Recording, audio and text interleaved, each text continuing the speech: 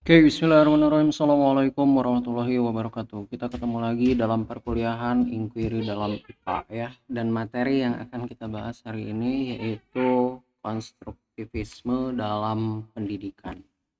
Konstruktivisme dalam pendidikan. Nah, konstruktivisme dalam pendidikan. Oke. Ada beberapa hal yang harus kita tahu tentang konstruktivisme dalam pendidikan ini. Ini saya akan paparkan beberapa poinnya ya. Jadi konstruktivisme itu merupakan salah satu teori belajar juga, termasuk juga Husserl dan Brunner, itu pun sama-sama termasuk teori belajar. Jadi paham tentang teori belajar, nah itulah adalah konstruktivisme. Nah kemudian teori belajar ini berkembang karena ada beberapa orang yang terlibat di dalamnya, yaitu seperti Piaget, teori perkembangan kognitif Piaget, Vygotsky, teori pemrosesan informasi, teori Brunner, dan lain-lain. Jadi dukungan gitu ya, seperti dukungan. Piaget ini Jean Piaget ya, salah satu tokoh konstruktivisme. Nah di sini yang pertama nih mengatakan bahwa saat siswa, kita tahu ya Piaget itu ada teori yang terkenal, teori perkembangan kognitif Piaget ya. Nah ini Piaget juga dia mengungkapkan teorinya yang lain tentang asimilasi dan akomodasi ya. Kita bisa lihat di sini asimilasi dan akomodasi. Jadi di sini bahwa katanya saat siswa belajar itu belajar, seseorang itu belajar ya. Ini konteksnya kan di kelas. Siswa itu belajar, terjadi proses adaptasi dalam bentuk adaptasi nih. Di sini proses adaptasi. Adaptasi itu artinya dia sudah terjadi prosesnya ya. Prosesnya udah terjadi. Jadi kita tahu ada adaptasi ya dan mitigasi. Ada adaptasi dan ada mitigasi. Nah, kalau misal adaptasi itu artinya prosesnya udah terjadi nih. Jadi dia menyesuaikan diri dengan kondisi lingkungan yang ada. Nah, itulah yang namanya adaptasi ya. Dan kemudian bentuknya apa? Bentuknya itu yaitu asimilasi dan akomodasi ya. Kita bisa lihat di sini. Asimilasi dan akomodasi. Kalau asimilasi itu dia penyerapan informasi yang datang ke dalam pikiran. Informasi itu datang ke dalam pikiran seperti misalnya persepsi, konsepsi. Persepsi itu artinya pemahaman ide gitu ya, semacam ide gitu, konsepsi dan sebagainya. Informasi tersebut diintegrasikan dengan skemata yang sudah ada dalam struktur kognitif. Nah, ada istilah struktur kognitif di sini. Jadi kognitif pikiran kita itu punya struktur sendiri ya. Jadi mirip mirip mind map ya. Nah, di sini ada struktur kognitif dalam pikiran kita. Ada mirip, mungkin bisa kita analogikan seperti pohon yang memiliki cabang-cabang ide, gagasan gitu, tapi tiap cabangnya itu bisa saling terkait. Mind map sih sebenarnya. Nah, itu yang namanya struktur kognitif. Dan di dalam struktur kognitif itu ada yang namanya skemata. Skemata itu mirip-mirip kayak icon-icon gitu ya, mirip kayak cluster ya, mirip kayak kelompok-kelompok gitu. Nah, kalau misal informasi yang datang itu ternyata ada di dalam pikiran gitu ya, di dalam pikiran ada klasternya itu atau skematanya itu ada di dalam kognitif, maka dia kognitif itu atau skemata itu akan menebal. Nah, sehingga di situ akan skemata itu akan semakin kuat informasinya, makin menebal jalannya, itu neuronnya itu akan semakin tebal. Kalau misal menurut neurologi ya, neuronnya itu akan semakin tebal. Jadi antar neuron itu antar macam gini ya. Saya lupa juga ini. Ini kan sel saraf itu kan kayak gini ya. Nah, jadi kalau misal ini itu terus dibahas gitu ya. Informasi ini terus dibahas. Hari ini dibahas, besok dibahas, besoknya lagi dibahas. Maka neuron ini apa? Atau sel saraf ya. Sel saraf ini akan menebal dia. Makin lama semakin menebal. Jadi mirip jalan. Awalnya mungkin cuma gang ya. Awalnya mungkin cuma gang kecil gitu.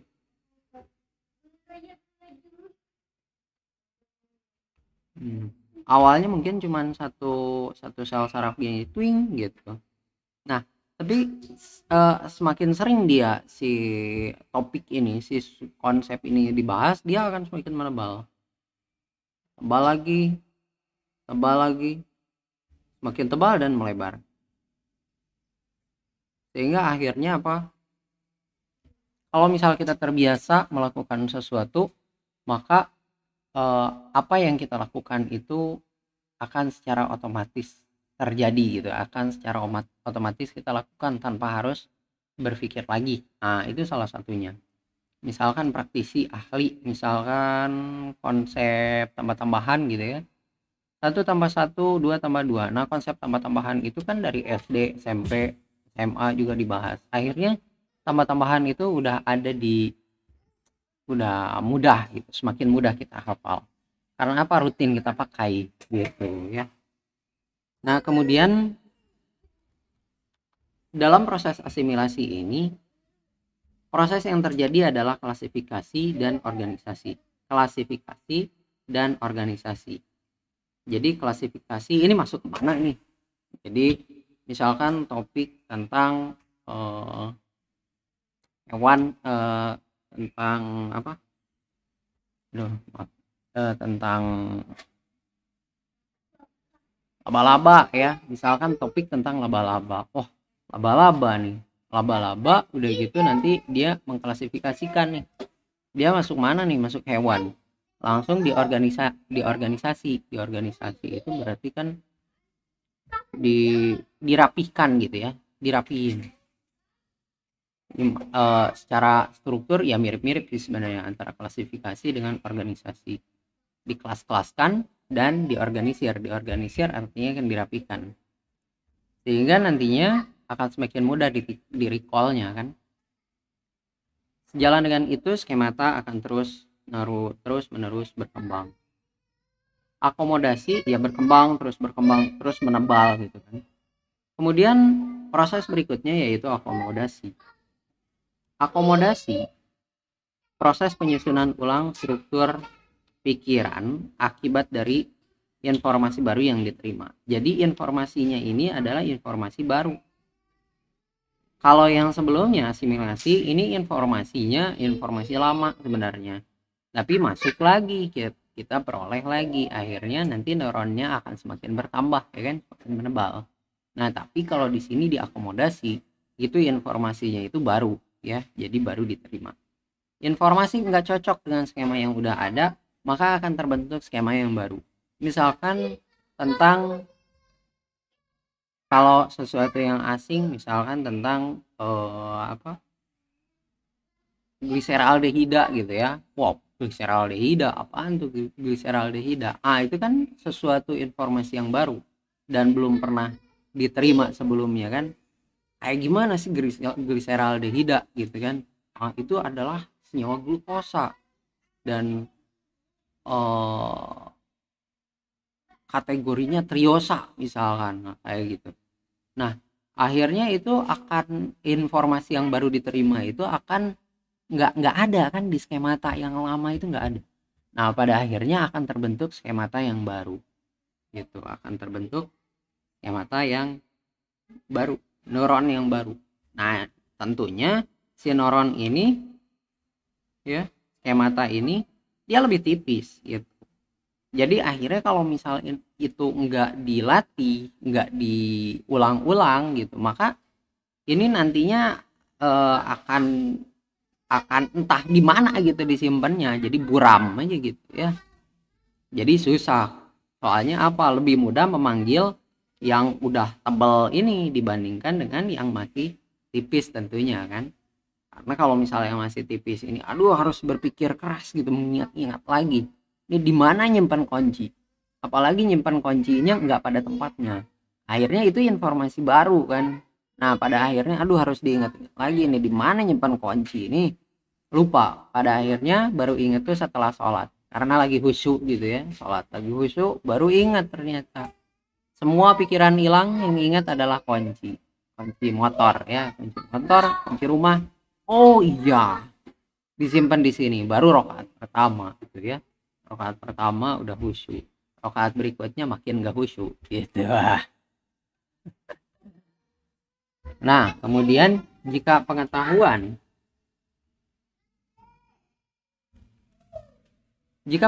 yang masuk tidak ada pada skemata sebelumnya, maka struktur kognitif akan mengalami ketidakseimbangan. Jadi ternyata informasi yang baru itu nggak ada nih dalam skemata yang lama. Nah, pada akhirnya itu akan terjadi ketidakseimbangan.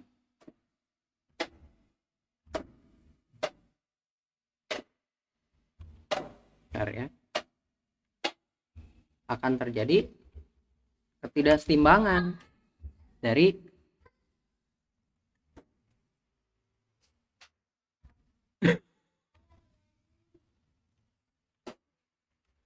nah misal kayak gini. Jadi saat informasi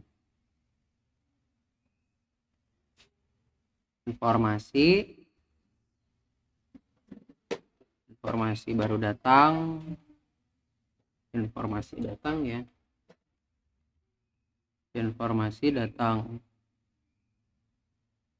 udah gitu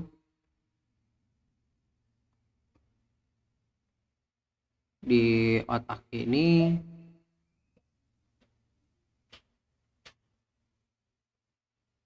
skemata sudah ada, Pak. Skemata makin kuat.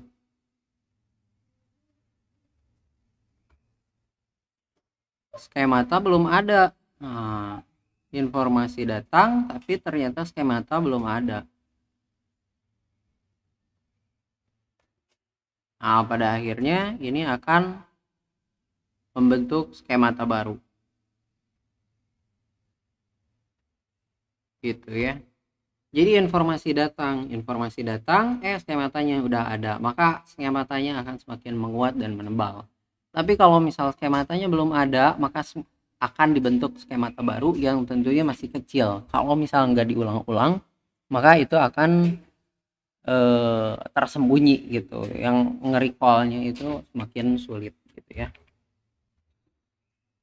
Nah, kemudian jika pengetahuan, oh iya, sorry. Disequilibriumnya di mana? Nah, skemata belum ada nih.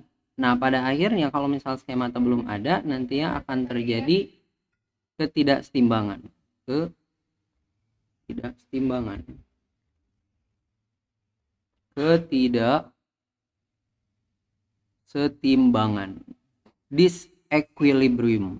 Disequilibrium ya. Ketidakseimbangan. Jadi saat skemata ini belum ada, skematanya belum ada nih, informasi ini masuk kemana, wadahnya belum ada. Nah pada akhirnya itu akan terjadi ketidakseimbangan. Gimana ketidakseimbangannya teh?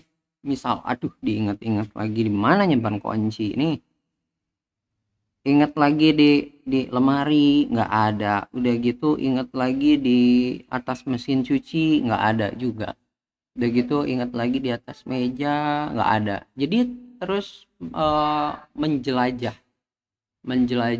ini cocoknya di mana gitu sih informasi ini, yang pada akhirnya didapatlah bahwa kunci motor itu disimpan di atas gantungan baju di kamar mandi gitu. Di atas gantungan baju di kamar mandi. Nah, pada akhirnya nanti akan terbentuk nih skemata baru. Oh, akan terbentuk skemata baru, yaitu jadi selain skemata lama ya, selain skemata lamanya apa? Sorry, gini skemata lamanya. Skemata lamanya apa? Skemata lamanya di gantungan kunci, di tempat gantungan kunci. Nah, ternyata terbentuk skemata baru. Apa skemata barunya? Skemata barunya yaitu di kamar mandi. Gitu ya. Jadi pada akhirnya apa? Pada akhirnya saat nanti kehilangan kunci lagi, ini nanti akan dicek nih, dicek di sini, dan dia akan ngecek juga di sini. Oh, di gantungan kunci nggak ada. Nah, berikutnya, oh mungkin di kamar mandi. Nah, gitu. Nah, itu akan terbentuk skemata baru. Jadi kalau misal makin banyak skemata ya, yang jadi akhirnya apa ya, kalau misal nggak teratur gitu ya, maka akhirnya akan rumit gitu. Karena terlalu banyak skemata ya, walaupun sebenarnya otak kita cerdas ya, sangat cerdas gitu. Lebih super prosesor ya, oleh karena itu ya itulah, tahu lah ya. Nah, kemudian ketidaksetimbangan. Nah, pada akhirnya akan terjadi akomodasi. Akomodasi teh, kalau misal mata ya, mata fokus, nah itu yang namanya akomodasi. Fokus. Tapi setelah fokus itu lama-lama perih kan, aduh perih mata. Tapi bisa kelihatan gitu, bisa kelihatan dengan fokus, dengan akomodasi itu. Nah, lalu setelah kelihatan nanti akan terbentuk skemata baru. Nah, dari sini kalau misal udah dapet nih, oh dapat nih skemata baru. Nah, disinilah informasi ini mengalami kesetimbangan ya, equilibrium. Itu kalau misal di kimia ya, equilibrium mengalami kesetimbangan gitu. Artinya individu sudah setingkat lebih tinggi dibandingkan sebelumnya. Jadi menambah wawasan nih. Oh, ternyata nyimpen kunci selain di gantungan kunci bisa juga alternatifnya di kamar mandi gitu kan. Itu wawasan baru untuk si individu itu gitu. Nah, kemudian menurut Vygotsky, proses ketidaksetimbangan menuju kesetimbangan atau kognitif menuju asimilasi, apa ini maksudnya? Disebut scaffolding. Ketidaksetimbangan menuju kesetimbangan. Jadi informasi kognitif menuju asimilasi. Akomodasi menuju asimilasi. Jadi ini teh akomodasi menuju asimilasi.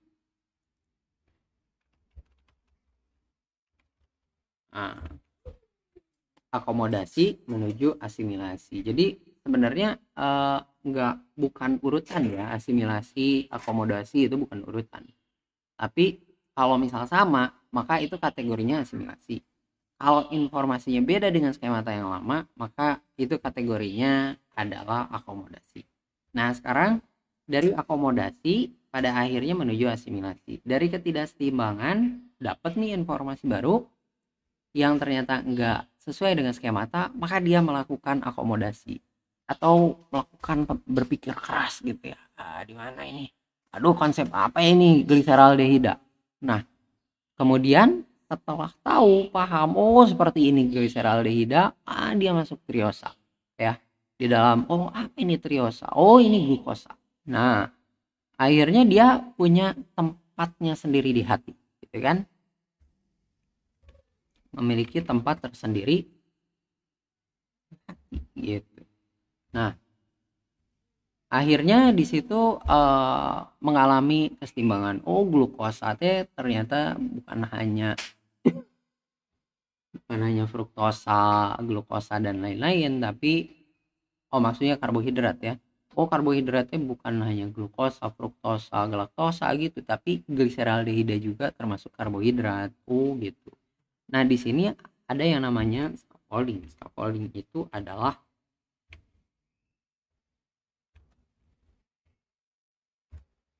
jadi scaffolding itu adalah tahapan urutan kayak gitu ya, tahapan atau urutan jenjang. Maksudnya jenjang teh gimana? Jenjang teh maksudnya gini. Jadi kalau misal di gedung ya, di bangunan, kalau misal bikin gedung, nah ini ngecat ngecat dinding bagian luar, ini kan nggak bisa kayak Spiderman kan. Nah si orang ini butuh yang namanya tangga kan, jenjang tangga, terus tangga gitu kan, tangganya itu kan kotak-kotak biasanya. Udah gitu orangnya naik, terus tangga lagi, bukan tangga juga sih sebenarnya, tapi scaffolding. Nah inilah yang namanya scaffolding. Jadi secara bertahap dinaikin, cabut pasang gitu ya, plug and play bukan juga. Nah jadi si orangnya bisa ngecat lebih tinggi gitu. Nah inilah yang kita sebut dengan scaffolding pemirsa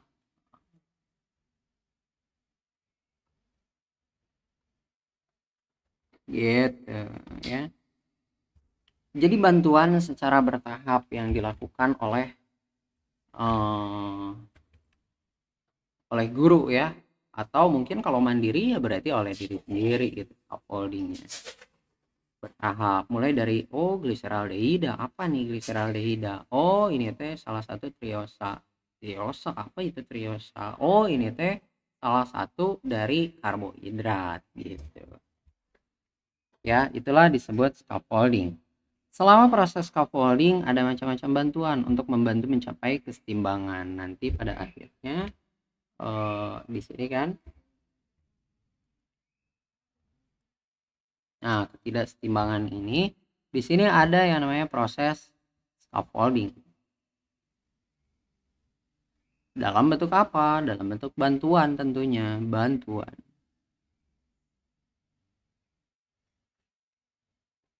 Mirip korban ini ya, mirip korban bencana alam misalkan ya.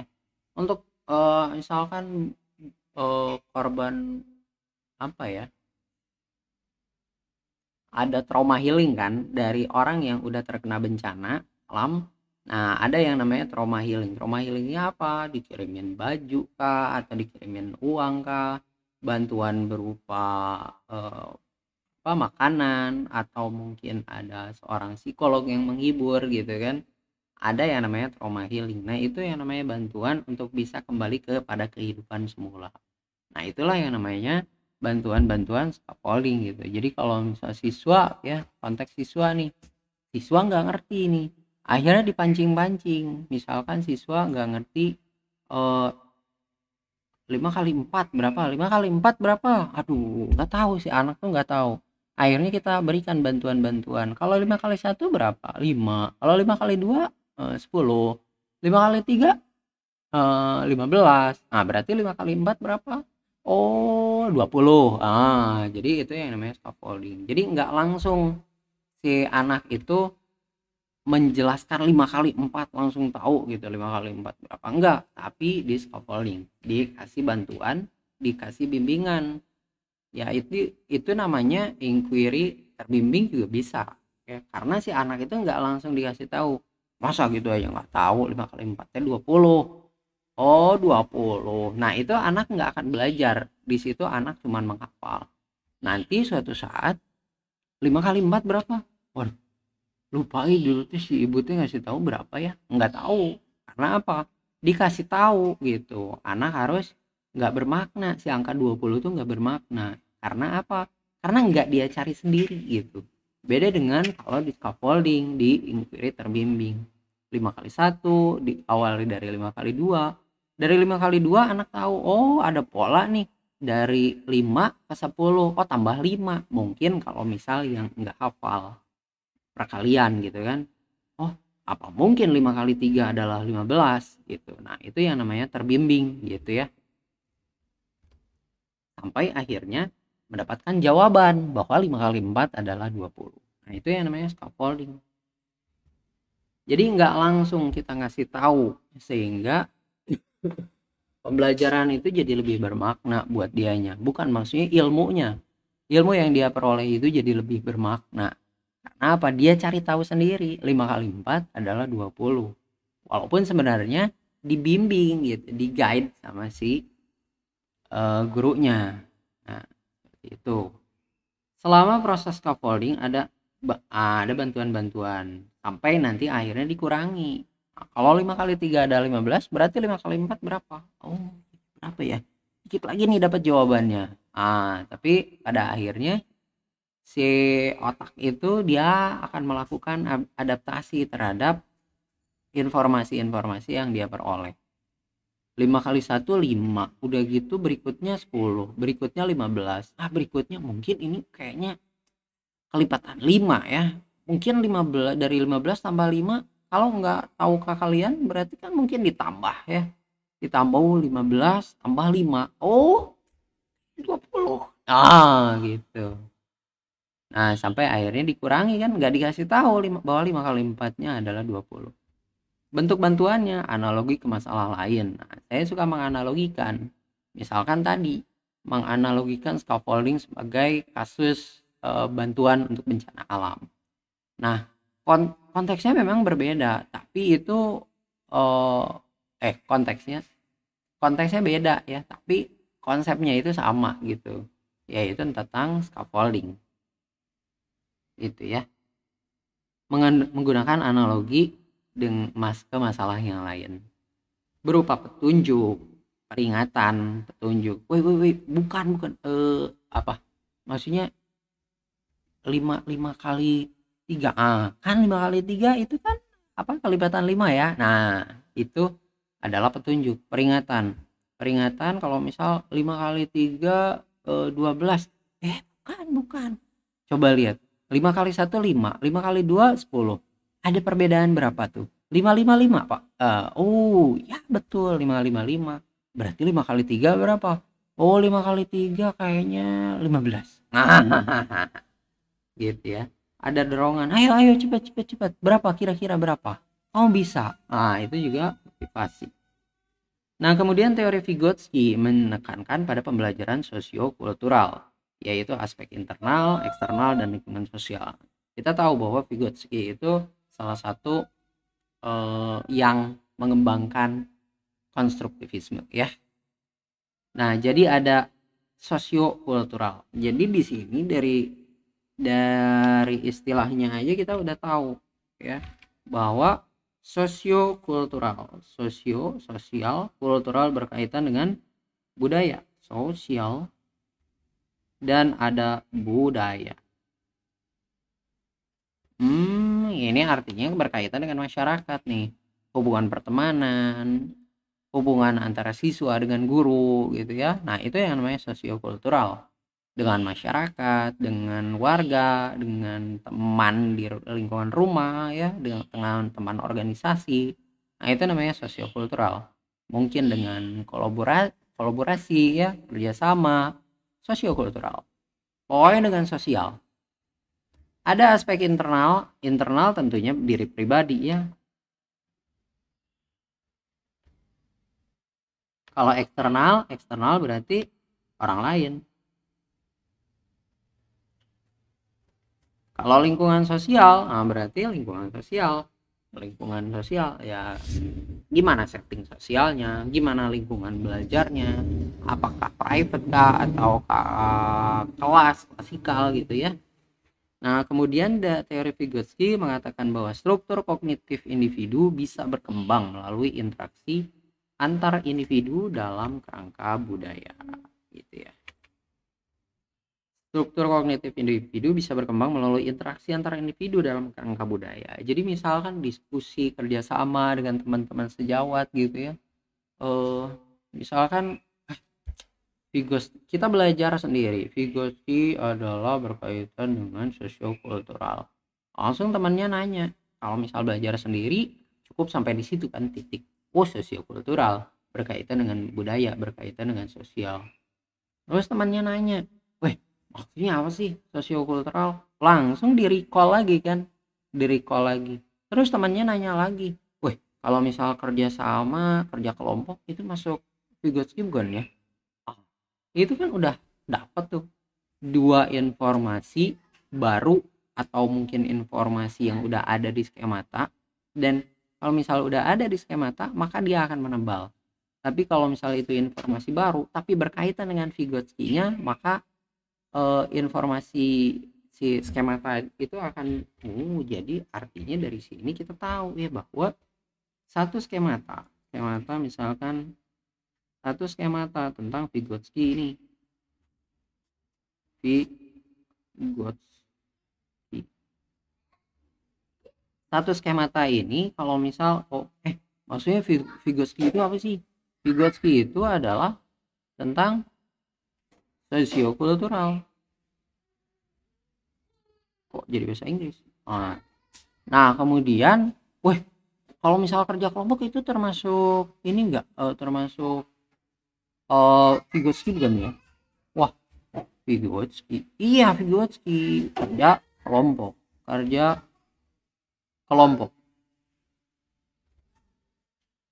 Kerja kelompok, muncullah skemata baru. Oh, ternyata Vygotsky itu adalah kerja kelompok, tapi sosiokultural jadi semakin menebal.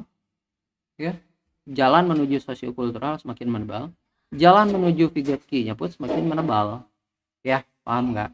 Skemata dari Vygotsky itu semakin menebal karena dibahas bahwa kerja kelompok pun merupakan salah satu jenis Vygotsky, dan sosiokultural dan kerja kelompok merupakan sosiokultural juga.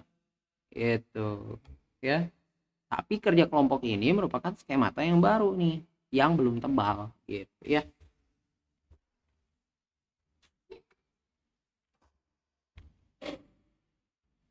Oke, lanjut. Jadi ada interaksi antara individu. Jadi kerja kelompok itu sebenarnya kalau misal benar kerja kelompoknya itu bisa membantu scaffolding ya, meningkatkan pemahaman. Tapi kalau misal kerja kelompok, saya enggak sih kerja kelompok. Kerja kelompok kayak gimana dulu? Kalau kerja kelompoknya di dalamnya cuma dengan teman-teman ngobrol, ngegosip gitu, ngomongin politik, ngomongin apa ya, macam-macam gitu ya. Nah itu pada akhirnya nggak berguna gitu kerja kelompoknya, jadi sia-sia gitu ya. Jadi mungkin kita perlu belajar juga dari beberapa orang-orang yang kerja kelompok di luar gitu ya. Itu kerja kelompok tuh benar-benar kerja kelompok, diskusinya tuh diskusi ilmiah gitu. Nah sebaiknya memang seperti itu. Jadi akhirnya itu bisa meningkatkan skemata kita, mempertebal skemata kita, neuron-neuron kita jadi bagus gitu. Jadi bukan ngobrolin sesuatu yang di luar dari pembelajaran gitu ya. Zone of proximal development, istilah menurut Vygotsky, di mana siswa mempelajari sesuatu yang baru tapi masih dalam kategori bisa dipelajari sendiri.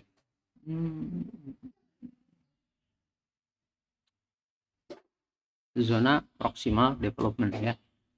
Nah, jadi menurut Vygotsky, di mana siswa mempelajari sesuatu yang baru tapi masih dalam kategori bisa dipelajari sendiri. Jadi di zona ini siswa masih merasa bisa nih, bisa belajar dulu sendiri lah, kita coba pahami. Gliseraldehida, ini ada 3C, 3C kayaknya ini adalah triosa kayaknya. Nah itu masih bisa dipelajari sendiri ya, gitu, gliseraldehida. Terus kalau misal kita udah ngebahas eritrosa tuh kayak gimananya aja kita nggak tahu gitu. Nah pada akhirnya kita butuh bantuan. Nah itu artinya udah bukan zone of proximal development. Sepertinya bisa berkembang, tapi kalau misal dengan dipelajari sendiri sepertinya bisa berkembang ya, proximate ya kan, zona yang mungkin bisa berkembang gitu, cukup dengan mempelajari sendiri. Tapi kalau misal udah bukan zone of proximal development, maka dia butuh bantuan. Konstruktivis mendapat pengetahuan yang kompleks, lalu ia mengubahnya menjadi informasi yang sederhana, bermakna dan menjadi miliknya. Ya, jadi tadi kan gliseraldehida, waduh kompleks banget ini, apa gliseraldehida? Oh, ada nggak jelas kan gliseraldehida itu kayak gimana. Nah, pada akhirnya dia buatlah skema-skema yang baru. Oh, ini tuh masih kategori triosa dari gliseraldehida. Oh, ada aldehida nih. Oh, berarti dia masuk senyawa aldehida gitu. Ada gugus aldehidanya. Dan kemudian masukkanlah, oh ini masuk triosa gitu. Oh, 3C nih. Udah gitu dimasukkan lagi, oh ini masuk karbohidrat ternyata. Oh, ternyata karbohidrat itu ada triosa, ada gliseraldehida. Nah, itu semakin detail informasinya tentang satu konsep, maka itu si konsep itu akan semakin tebal. Sama kayak yang tadi ya. Yang tadi itu tentang Vygotsky ini. Vygotsky itu sosiokultural. Nah, Vygotsky itu kerja kelompok nih.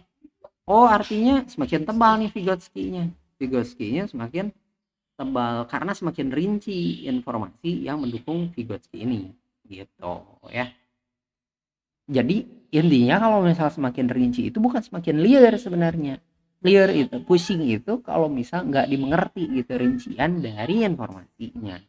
Kalau misal mengerti, paham kerja kelompok kayak gimana, kalau nggak kebayang kerja kelompok kayak gimana kalau belum pernah kerja kelompok, maka itu akan pusing sendiri itu. Tapi kalau paham kerja kelompok itu seperti apa, maka itu akan menguatkan Vygotsky-nya ya. Jadi intinya paham, jadi bukan hafal. Sama kayak kalau misal kita bermain flashcard gitu ya, bermain flashcard, ada pertanyaan, di baliknya kan jawaban. Tapi jawabannya itu kita nggak paham. Walaupun kita ulang-ulang terus, susah untuk memahaminya, susah untuk mengingatnya. Karena apa? Karena jawabannya kita nggak paham.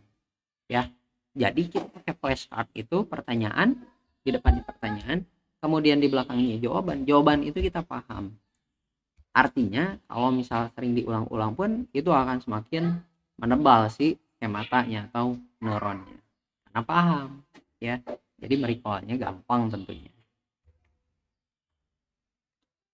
Nah, kemudian yang tadi jadi lebih sederhana dan bermakna, sederhana dan rinci tentunya ya.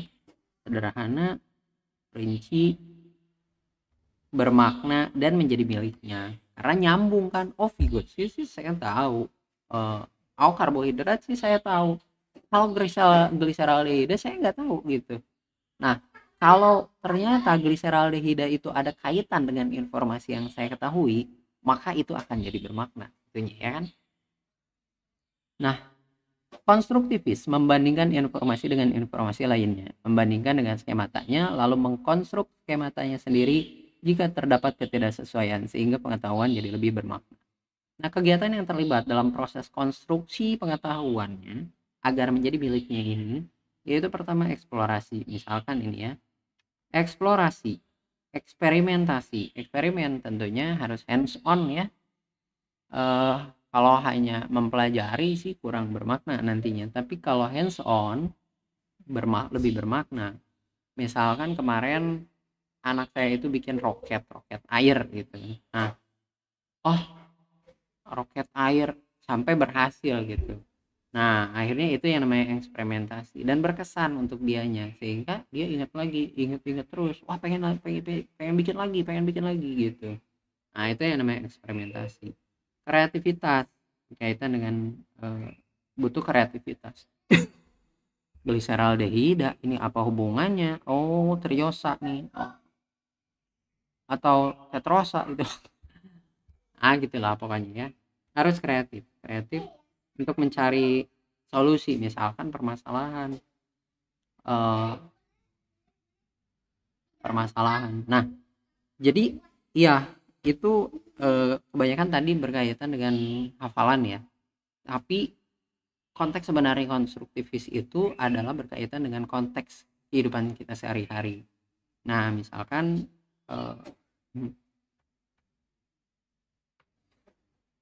cuci piring nih, misalkan cuci piring ya, cuci piring. Kenapa sabun cair dengan sabun eh, sabun padat ya saat cuci piring, misal sabun ekonomi kan bukan cair ya. Nah, kenapa sabun cair lebih banyak busanya dibandingkan dengan sabun padat ya? Kayak gitu. Muncul kreatif kreatif nih, apa mungkin gara-gara sama-sama cair gitu, atau mungkin yang satu padat yang satu cair jadi enggak larut. Nah, itu yang namanya kreatif kan, berpikir, mengeksplorasi gitu, pikirannya itu menjelajah kemana-mana, udah kayak sarang laba-laba gitu menyebar ya kan. Nah, kemudian ketekunan, tentu butuh yang namanya ketekunan untuk bisa eh, menghasilkan skemata yang baru ya kan, sehingga tercapai kesetimbangan. Kalau misal nggak tekun, maka eh, ketidaksetimbangan aja terus gitu, ketidaksetimbangan terus. Jadi untuk bisa mencapai ini nih, mencapai ini, maka butuh ketekunan, tentunya ketekunan ya, butuh ketekunan. Kalau enggak ya terus saja berada dalam ketidaksetimbangan dan akhirnya nggak akan terbentuk skemata yang baru gitu. Nggak akan terbentuk skemata yang baru, liar aja yang ada gitu, pusing aja yang ada. Nah, dan itu pun harus sedikit-sedikit ya kan. Jadi jangan sampai deadlineers. Coba dengan deadlineers ya, tanya dapat apa selama belajar, dapat apa selama sekolah. Enggak dapat apa-apa, enggak dapat skemata yang baru. Yang tertanam dalam skematanya adalah deadline ya. Jadi harus ngejar deadline. Jadi ngerjain tugas teh harus deadline gitu. Karena pengalaman mengatakan bahwa dengan deadline bisa selesai, tapi kalau nggak deadline nggak bisa dikerjain gitu. Itu deadlineers. Tapi konsepnya dapat nggak dapat ya, karena yang didapatnya itu adalah konsep deadlineers is the best gitu.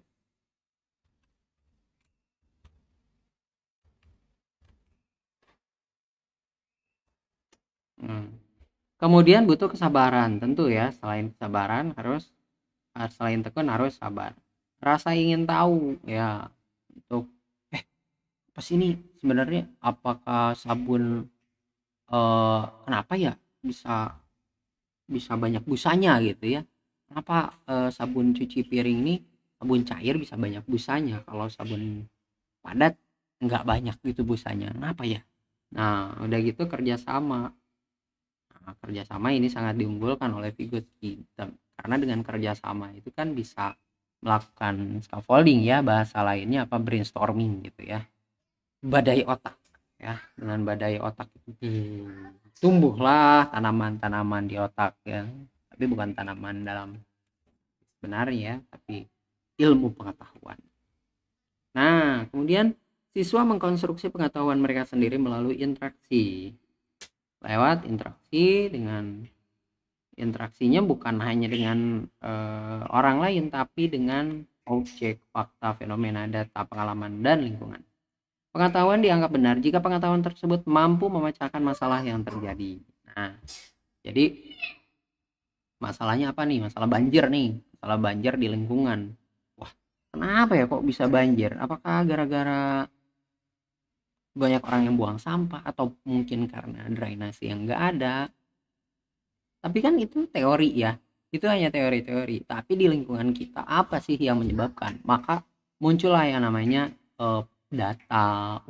Ini pas hujannya segini nggak banjir sih, cukup. Tapi kalau hujannya deras banget, ternyata naik air 1 mata kaki misalkan. Nah, itu kan cukup merepotkan juga ya. Oleh karena itu, angkatlah permasalahan, sumber-sumber permasalahan misal dan lain-lain. Nah, pengetahuan dianggap benar untuk lingkungannya, untuk secara kontekstual, dan untuk kehidupannya sendiri tentunya ya. Pengetahuan merupakan hasil interpretasi masing-masing individu.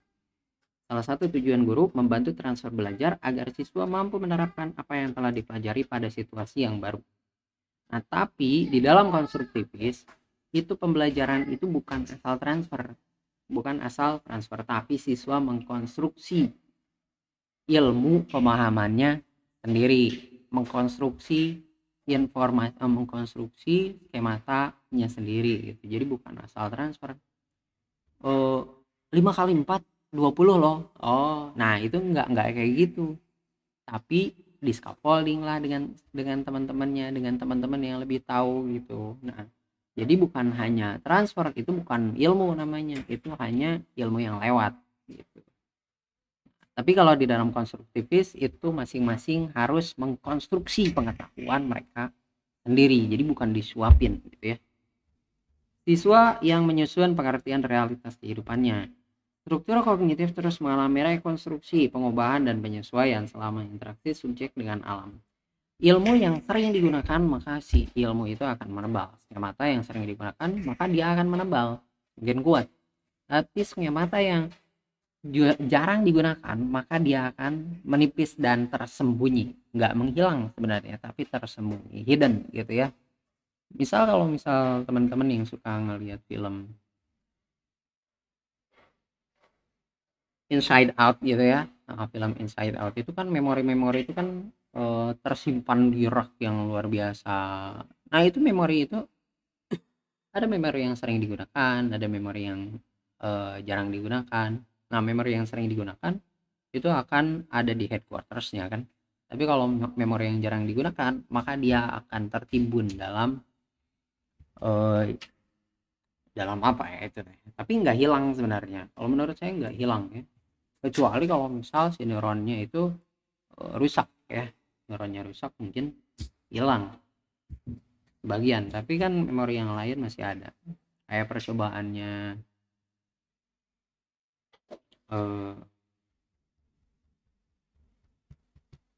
siapa, oh ada AI.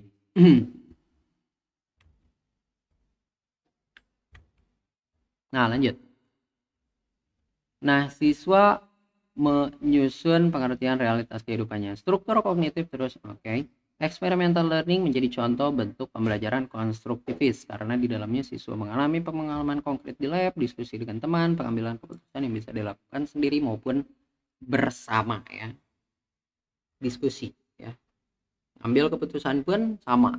Jadi ada proses diskusi di situ ya. Pengetahuan bukan sesuatu yang jadi, tapi seperti raw material dan itu harus diolah ya. Raw material itu material mentah ya, misalkan misalkan stick es krim gitu ya. Stick es krim itu raw materialnya, ini mau diapain nih nggak jelas. Terus anak butuh, misalkan temen butuh ini, atau saudara adik ya, adik butuh kotak pensil nih. Aduh, pengen kotak pensil, pensil bertebaran di mana-mana, nggak karuan gitu kan. Nah, pada akhirnya dibikinlah, berpikir, oh ini bisa nih dari stick es krim ini langsung dibikin kotak pensil gitu ya, wadah pensil. Itu dari raw material. Perbedaan teori perilaku, teori belajar perilaku, dan teori belajar kognitif. Kalau perilaku itu mengubah perilaku, kalau kognitif itu membantu memahami. Ada dua kutub belajar nih, ada tabula rasa, ada konstruktivisme. Siswa ibarat kertas putih dan wadah kosong, apa yang dikasih itu yang diterima gitu ya. Tapi sebenarnya enggak kan, siswa itu atau anak itu udah punya pengalaman sebelumnya, dan itu harus, jadi ada skemata lama, ada skemata baru. Nah itu yang harus dipahami. Kalau konstruktivisme itu siswa membangun pengetahuannya sendiri, menyesuaikan dengan skemata lama dan skemata baru. Nah, kemudian beberapa hal yang perlu jadi perhatian dalam pembelajaran konstruktivis. Pembelajaran itu harus bersifat nyata ya, sebaiknya dengan konteks yang relevan dengan kehidupan siswa itu sendiri.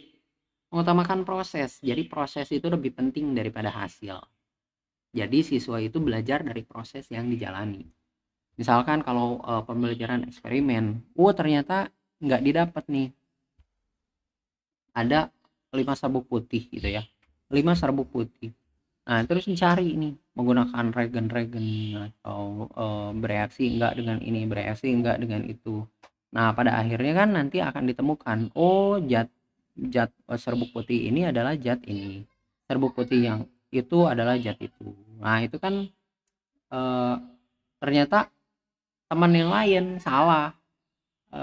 Ternyata serbuk putih yang C misalkan ya itu adalah NaCl misalkan, NaCl. Oh bukan NaCl, ternyata itu adalah natrium karbonat misalkan kayak gitu. Nah itu nggak penting kayak gitu, tapi yang penting adalah prosesnya. Melibatkan pengalaman sosial, ada diskusi, ada kerjasama, pengambilan keputusan bersama kan, mengandung proses konstruksi pengalaman. Jadi dari pengalaman-pengalaman ini dikonstruksi jadi informasi baru kan. Aspek-aspek konstruktivis menunjuk Fornot. Ada adaptasi, ada konsep of environment, konsep lingkungan, dan ada construction of meaning. Jadi pembentukan makna. 4 prinsip konstruktivis. Menurut Plano, pengetahuan Suparno maksudnya. Pengetahuan dibangun oleh pembelajaran sendiri baik secara individu maupun sosial, kerjasama, kerja kelompok gitu ya. Kalau individu itu ada yang namanya zone of proximal, ya kan? Kemudian pengetahuan tidak dapat ditransfer dari satu individu ke individu lain kecuali keaktifan individu tersebut dalam menalar. Pengetahuan terus-menerus dikonstruksi oleh pembelajar sehingga terjadi perubahan konsep dari yang kompleks jadi yang lebih sederhana, bla bla bla. Kemudian pendidik berperan dalam membantu pembelajar dengan sarana dan suasana agar proses. Jadi intinya pendidik itu sebagai konsultan, sebagai fasilitator. Anak butuh apa nih? Siswa butuh apa nih? Maka difasilitasi gitu. Fasilitasi bukan berarti membantu ya. Yang tadi 5 kali 4 nggak dikasih tahu bahwa 5 kali 4 20 karena saking kasihannya. Wah anak kelihatannya kepusingan nih, nggak bisa tahu 5 kali 4 sama dengan 20. Enggak, tapi dibantu, dibimbing, di guide ya, cara tahap demi tahap. Karakteristik belajar dengan pendekatan konstruktivis, ada top down processing ya, top down dari atas ke bawah processing, dari yang kompleks ke sederhana. Misalnya belajar mengarang, dari mengarang anak suruh mengarang aja dulu, anak ngarang aja dulu, sok karang. Nanti dari mengarang ini dia akan belajar tentang bagaimana tata tulis, bagaimana gramatikal gitu ya. Pas saya sering mengarang tapi ternyata nggak belajar, nggak paham tuh tata tulis gramatikal. Iya karena jarang baca ya. Bisa tata tulis, bisa gramatikal kalau misal sering baca ya. Kalau misal sering baca itu 20 juta informasi setiap hari yang masuk. Itu kalau misal sering baca, maka nanti 6.000 informasi yang keluar itu akan ngena juga, akan terpakai juga 20 juta informasi yang masuk gitu. Jadi semakin banyak informasi yang masuk, yang positif, yang baik, yang sesuai dengan apa yang diinginkan outputnya, maka itu akan semakin waras gitu ya. Menekankan pada sifat belajar social ya, social. Jadi karena belajar lebih mudah dilakukan dengan cara berkomunikasi dengan orang lain. Generative learning, general ya. Teori yang menekankan pada proses akuisisi keilmuan jadi milik sendiri. Jadi di diintegrasikan gitu ya, digeneralkan dengan diri sendiri. Nah, gimana implementasi di dalam pembelajaran? Nah, pertama di dalam RPP itu biasanya ada isi pembelajaran ya. Isi pembelajaran, siswa tidak bisa menentukan secara spesifik bahan materi apa yang diangkat dalam pembelajaran karena bisa jadi tematik gitu ya. Tematik karena sesuai dengan permasalahan yang terjadi pada si anak, itu idealnya kan.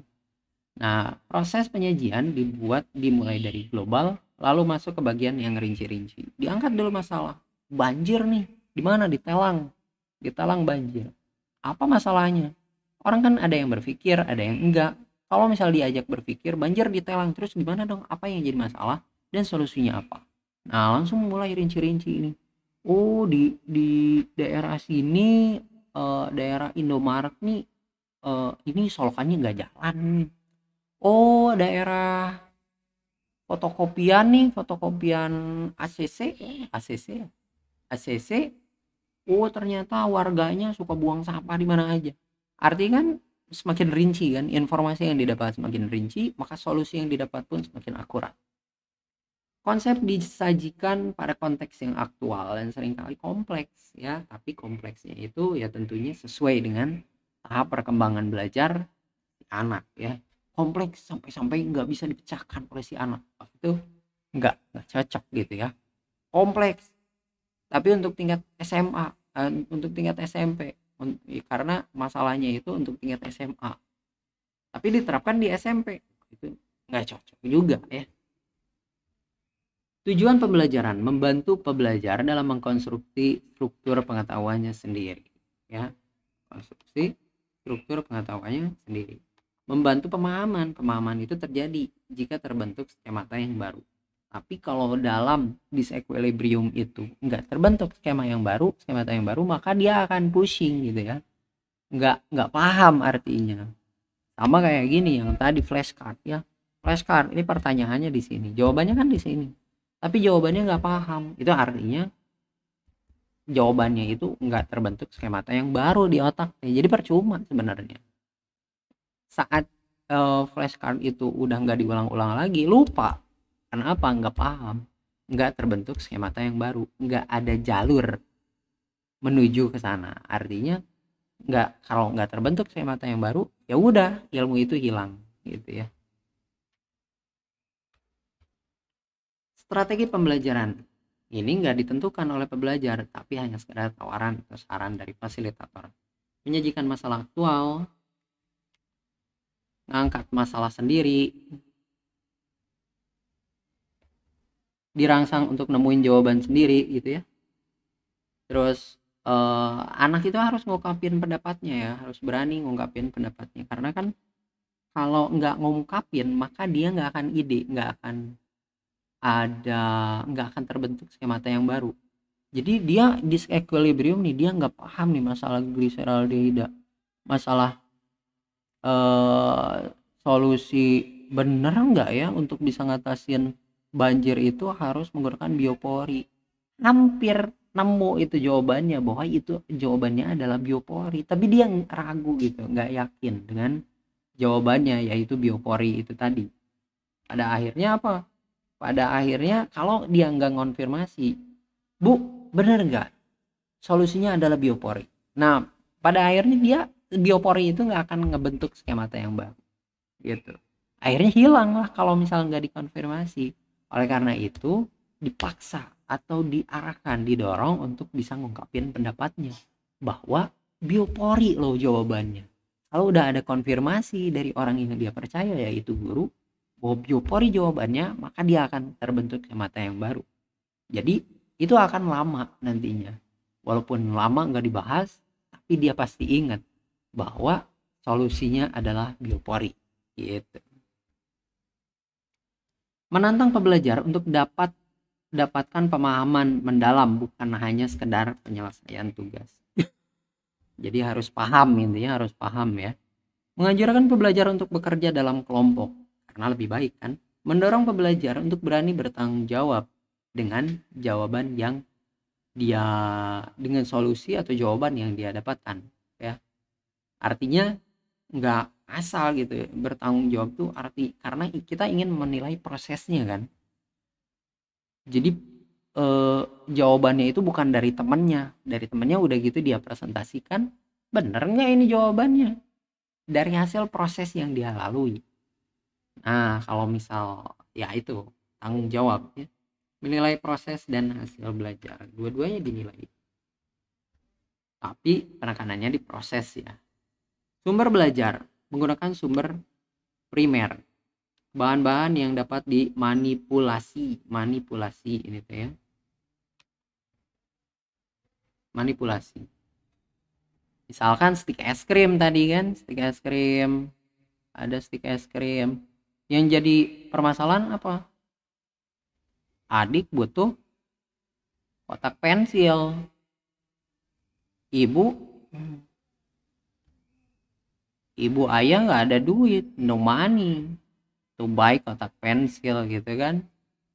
Akhirnya apa? Kita punya ide, bikinlah kotak pensil dari stik es krim. gitu ya, dimanipulasi kan. Pembelajar mencari sumber belajar sendiri. Sumber belajar dapat berupa by design, sengaja dirancang, atau by utilization, tinggal dimanfaatkan gitu. Kalau misal dirancang ya bisa jadi kotak pensil ini. Kalau by utilization yang ada gitu, yang ada misalkan air, ini kok air keruh nih, diangkatlah, diambillah tetes air, udah gitu diuji pH. Nah, itu kan by utilization dari yang udah ada gitu di alam gitu ya. Nah, sebenarnya by utilization ya bisa juga sih, dari stick es krim ini pun bisa by utilization karena memanfaatkan yang udah ada kan. Atmosfer penataan lingkungan belajar. Atmosfer pembelajaran ditata sehingga kaya akan alternatif. Jadi banyak jalan gitu. Enggak, kalau di inquiry itu namanya free inquiry ya. Dirancang sangat kontekstual dan sesuai dengan kebutuhan pembelajar. Makin kontekstual, makin sesuai dengan kebutuhan masyarakat, siswa, maka pembelajaran akan semakin ideal. Kesempatan yang luas bagi pembelajar untuk menentukan arah belajar mereka, membebaskan sumber belajar di samping komunikasi tulis dan lisan. Hubungan guru dan pembelajar. Guru dan pembelajar bersama-sama membangun pengetahuan. Jadi sama-sama. Jadi bisa jadi gurunya nggak tahu itu, nggak tahu solusinya, nggak tahu jawabannya. Jadi guru itu sama-sama belajar dengan siswa. Bu, kalau menurut ibu, solusi jawabannya kayak gini bukan? Nggak tahu juga. Yuk kita sama-sama coba untuk mencari. Jadi guru itu bukan sumber belajar, tapi guru sebagai fasilitator. Coba ibu punya kuota internet nih. Oh, fasilitator. Ibu punya kuota internet nih. Coba kita cari sama-sama. Wah, bisa jadi seperti itu ya.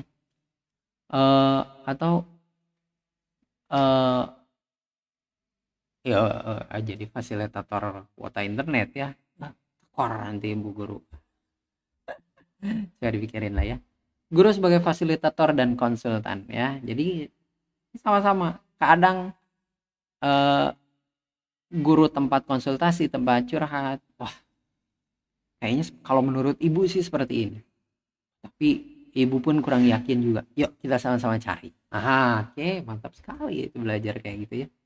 Evaluasi belajar ditekankan pada proses, tidak menekankan pada salah benar hasil. Nggak peduli yang hasil nggak sesuai, nggak apa-apa, nggak ada masalah. Yang penting adalah prosesnya. Anak suka, anak dapetin hasil walaupun hasilnya nggak sesuai. Yang penting anak dapatkan scaffolding yang mereka butuhkan gitu.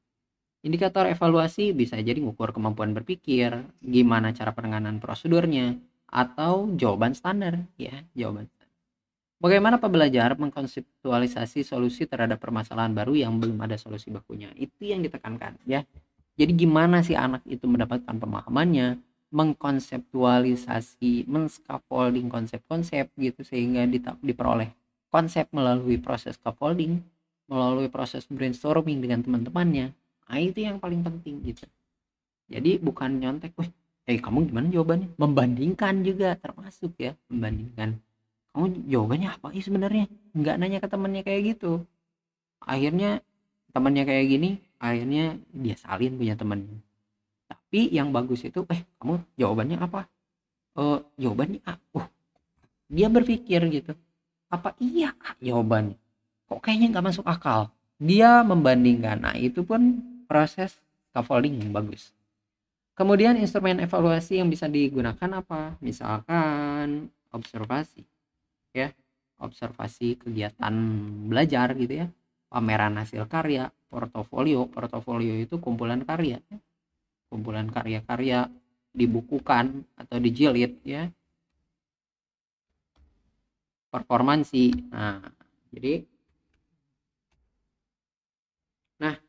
seperti itu mungkin terkait dengan konstruktivisme di dalam pendidikan.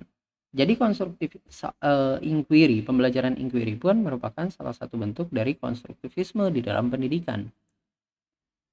Tadi disinggung tentang free inquiry, disinggung juga dengan guided inquiry gitu ya. Jadi itu merupakan ada proses pembimbingan, ada anak dibebaskan begitu aja. Nah, itu merupakan salah satu bentuk dari konstruktivisme di dalam pembelajaran, ya. Oke, gitu aja mungkin pemaparan dari materi konstruktivisme di dalam pendidikan. Mudah-mudahan arti, kalau misalnya nggak ngerti, nggak paham, maka tanyakan, betul-betul tanyakan ya, sehingga nantinya akan terbentuk skemata yang baru tentunya ya. Jadi kalau misal paham, enak kita. Kalau misal nggak paham, sayang. 1 jam nggak nggak paham apapun, maka sayang. Nggak nggak harus hafal, tapi yang terpenting itu paham. Seperti apa itu konstruktivisme, secara garis besarnya seperti apa. Jadi bukan hafal ya. Kalau hafal, tadi yang saya bilang, nggak akan mendapatkan skemata yang baru gitu. Tapi skemata itu empot-empotan, dan kalau nggak dikonfirmasi hilang gitu ya. Seperti bola memori yang ada di inside out, kalau misal masuk jurang maka lama kelamaan hilang. Kalau udah hilang ya udah, harus bikin skemata yang baru, harus melakukan akomodasi ulang terhadap konsep yang sebenarnya udah pernah disinggung dulu gitu ya. Nah, oleh karena itu, sejam yang udah dilalui ini coba dikonfirmasi, dibentuk skemata yang baru sehingga terbentuk skemata yang baru yang memang dibutuhkan oleh kalian gitu ya. Oke, gitu aja dari saya. Mudah-mudahan ada manfaatnya. Kalau misal ada yang mau ditanyakan, silakan nanti kita diskusi di Telegram, atau kalian bisa komen-komen ya. Komen-komen di mana? Ya di kolom komentar atau ya. Tapi kalau diskusi yang enak, kita bisa ke Telegram. Oke, gitu aja dari saya. Jangan lupa klik like, share, dan subscribe ya. Makasih banyak. Assalamualaikum warahmatullahi wabarakatuh.